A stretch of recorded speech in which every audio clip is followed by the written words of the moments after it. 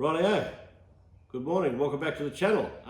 We've got the HOWA 300 Blackout mini action in front of us today. We've taken it out for its first little range day, bit of sighting in, load testing, load development, whatever you want to call it. And this one might take a little bit longer than the other ones, but we'll see how we go. As you'll see in the results I'll put up shortly, one of those days it didn't go according to plan, but that's what testing's all about. It's not all beer and skittles. So strap in and we'll see where this one takes us. Rightio. What do we shoot at this rifle? First shots out of the rifle had absolutely no baseline whatsoever to work with. So I got hold of a packet of these Winchester Deer Season XP 150 grainers. Got them at a reasonable price, so that's them. Little exposed tip, little soft point type projectile. These are supposed to be all right. So I've shot a lot of Deer Season, a number of the different calibers, never had an issue with them. So we work with that to start with. We're going to load it all up firstly in this cut down 223 brass. I did a video on that a while ago. Cut it down, necked it, sized it, magically turned it into 300 Blackout brass. It seemed to work fine. The loaded ammunition, when I first made it, first loaded it up, I cycled it through the rifle. It was very difficult to cycle. For some reason I took it to the range, not a cycling issue whatsoever. No feeding issues, no cycling issues. Everything went in, went bang, came out, nothing grew, no tight bolts, nothing. So we don't have an issue there. And that's all fire formed brass. Now, once I got that home, I full length resized it, annealed it, etc. That's fire formed brass. We should be right with that. I've since got hold of some factory, some once fired 300 Blackout brass, but it's ex-military brass, and that'll be a big day getting all the crimps out of everything. But you know, it's the way it goes. It rains here eventually. Make it all go bang with Winchester small rifle primers. Yeah, they're double plus in price in the last couple of years. The old COVID scamdemic, we all got COVID tax and everything. So we just pay our money, we have our standard wins and we move on. It's the way it's going to be. We're a captive audience in Australia and that's just that. Make it all go bang with ADI 2207. 2205 is the preferred powder for these. It is a pistol powder. You don't get a lot of data on the 2207 in the books out here until you hit the 180 grain projectiles, but so be it. You're stuck with what you're stuck with. 2205, from what I understand, the last batch ADI made of that wasn't up to scratch, so it all got turfed. And I also understand there's no plan to make any in the near future, so we're stuck with what we're stuck with. The Hogden equivalent for that in America is H4198, same powder. So if you go to the American sites who love these blackout, the Americans love these blackouts, you can get a hell of a lot more data using H4198 and just transpose it to 2207 and you're fine, okay? So we've loaded up with that, and I did load with that, and I will say that nothing showed any signs of any pressure at all, nothing at all. So we're fine, we were well within parameters, it's all good. Projectiles we're going to load with, this being, I envisage close quarters type scrub shooting, etc. Going to be no long shots, I can't see it, so just a basic standard hunting projectile. And I've opted, as I always do, for the Spear flat base Spitzers. I do like these, always have. Quite cost effective, like they're like a similar price big name projectile is like, for a packet of 100 can be $30 to $40 dearer. So there we go. I've got 150s, 165s, 180s. That's what I've got in the, that's what I had in the cupboard. And there we go. There's your 165. All the same makeup, all the same setup.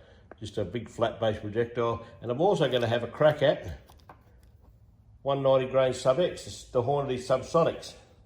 Funny looking thing, but these are designed to work at very slow speeds, and I have shot them.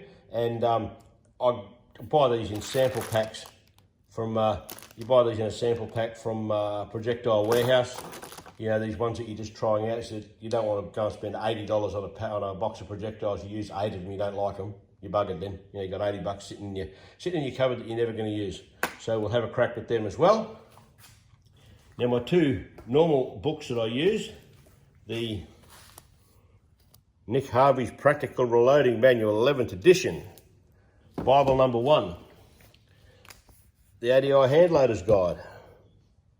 I'm sitting at the 10th edition there, I think. There I am. The 10th edition. Most of the ADI stuff's available online. Nick Harvey isn't for some reason.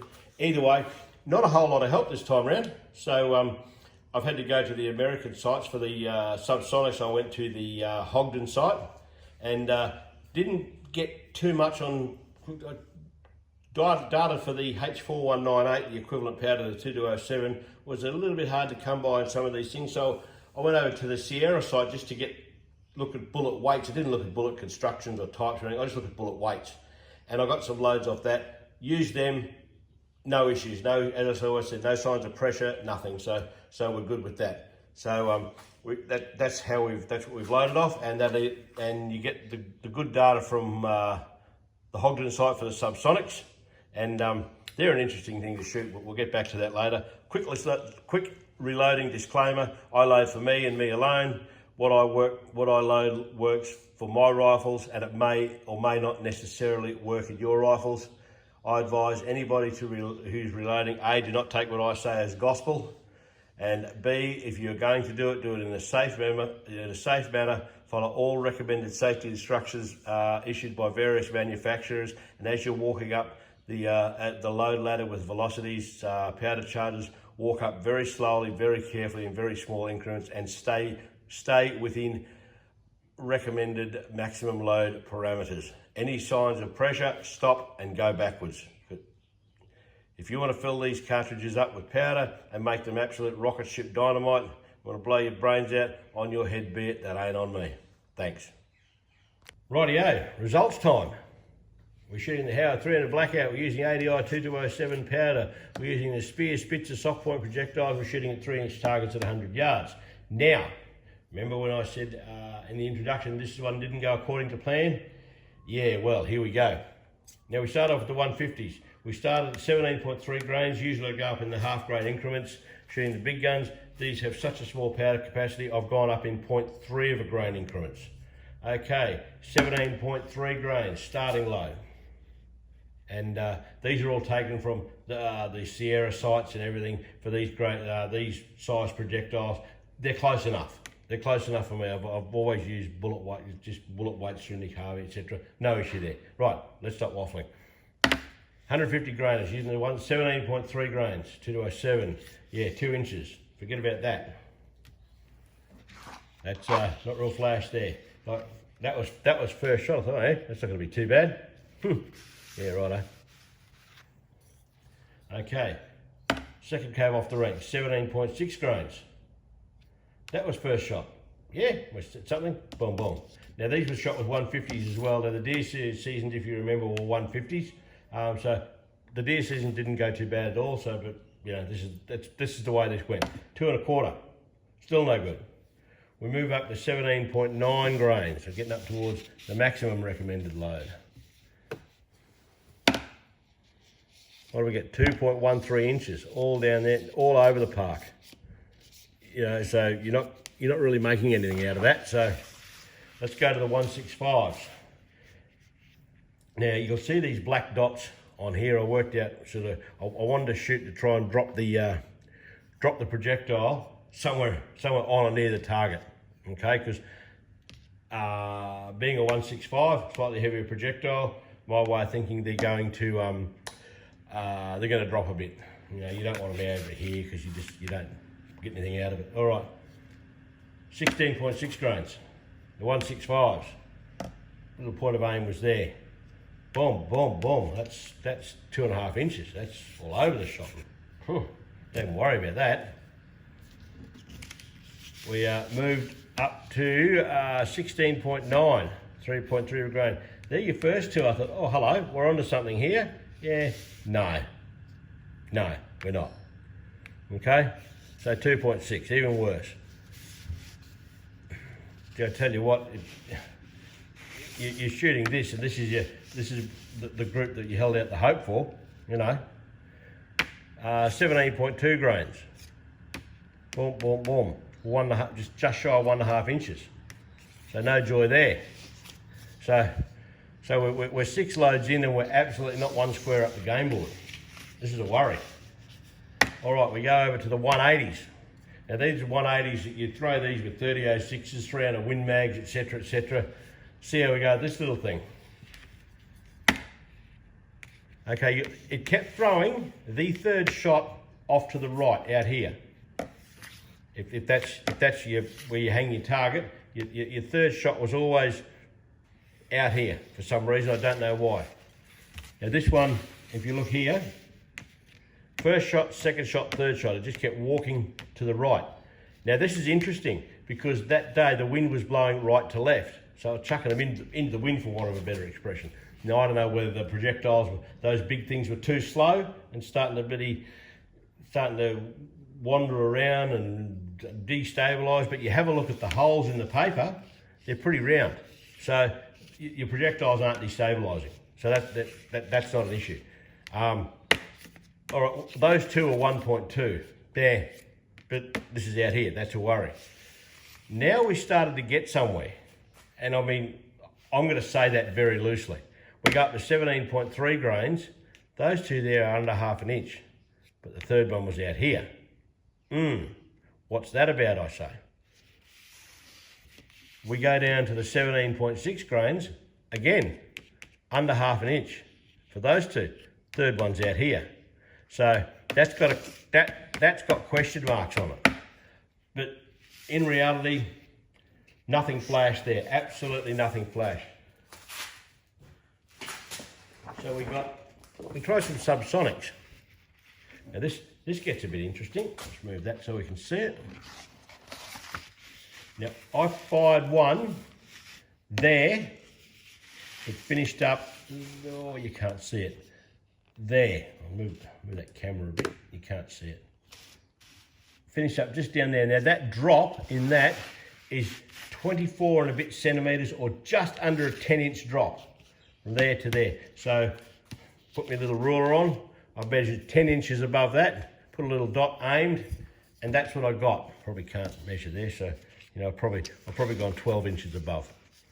So there we go. That was the other 4 shot. 1, 2, 3, 4. Look, that's not bad. They shoot Subsonics out of these. I'm going to give it one more go, but that's probably going to go by the wayside. I want to try and get some Subsonics going for the 308. So there we go. I thought I'd do Subsonics while we're here, because this thing, as you've seen, has got a threaded muzzle.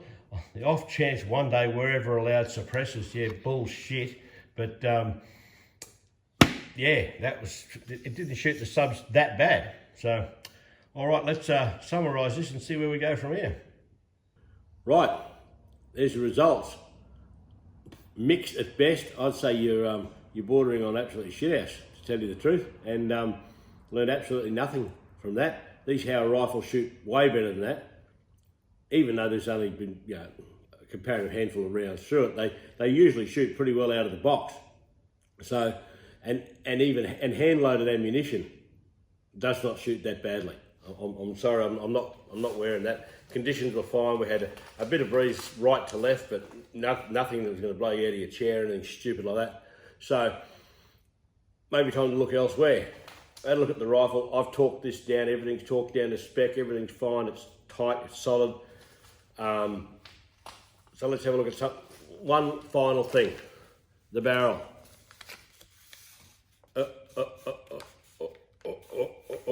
There's a bit of contact there. Yep, there's some there. There it is. A bit of little bit of contact through there. A little bit just along that bit there. So you have one of two options if you want to get rid of that contact. Pull the stock off, grind all those edges off, and just grind it back a bit. And look, that's perfectly fine. That's perfectly fine. I'm going to keep that as a plan B. Or sorry, a plan C. Plan B, I'm going to chuck one of these on. That's the HOWA XL Light stock. It's an aftermarket little stock. It's all heavy duty plastic, blah, blah. Weighs absolutely nothing. So I'm going to throw that on there and see if I can make a difference with that. All right. I'm not going to do the fitment of that in this video. I'll come back when it's done. I'll do the fitment of the stock and a review on the stock as a separate video. So we'll have a look, and I'll do that'll be right at the end. Rightio, 300 Blackout, HOWA, mini action, load testing, load development. Round 1 done and dusted, didn't go according to plan, but not every test is a success. That is the nature of testing. if it all works straight out of the box, this would be no fun. So we've got to go again. It's another range day. Oh dear, how sad, never mind. Anyway, I do feel we're not that far away with this rifle. You're never that far away with a brand new rifle. Like, you're there or thereabouts. Couple of little cosmetic changes. We've fitted the HOWA Exolite stock, little plastic stock chassis, whatever you want to call it. Feels really nice. Little pistol grip chassis feels really nice in the hand. Quite light. Adjustable length of pull. I'm having to leave that one there. I'm not Andre the Giant, or I don't have go-go gadget arms, so that I've tried that and it's just way long for me, and it doesn't shoulder, doesn't do anything right. So this thing is floated now, well and truly. You could hide three refugee families under that, easy. There's that much room under there. It's like a roof. This rifle in the old stock weighed 3,204 grams, or done over 3.2 kilos. It now weighs 3,235 grams. So we've actually put on 31 grams. I can't believe that. I don't know how that's worked. This scope is quite a heavy scope. That must be where it is. This rifle feels really light to carry. It feels a really nice little carry rifle. It's still come up over 7 pounds, which is surprising. It doesn't feel like it. It really does not feel like it. And its shoulders, it comes up and into the shoulder, much like a sporting skeet gun, a skeet shotgun. That's what it feels like. It comes straight up to your eye, straight into your shoulder, no problems at all. It swings like a little skeet gun. It just feels right. It feels balanced in the hand. It doesn't feel like when you swing it, it doesn't want to keep going. It doesn't want to stop. It's easy to get going, easy to keep going, and easy to stop. So that's the sign of in the old skeet days, that was a good gun. And this is one of those. It just comes up like that. So, as I said, I got this one from the barn at Oakley, and I'm really hoping that this really does make the difference. Does make the difference that I've been looking for. So, I'm going to sign this one off. Please like the video. Please give it the thumbs up. That'd be really cool. Comments are always greatly appreciated. Subscribe to my channel. That's even cooler. And I do thank everybody for the support. This channel is really starting to kick along now, so starting to go gangbusters. Some really good discussions and comments and all that coming out of all this, which is never a bad thing. Never ever a bad thing. So I'm going to put this one to bed. You can tell your wife, you can tell your girlfriend, you can tell them both. Don't tell either about cosmetic changes. Just go 2 clicks up. Ta-da.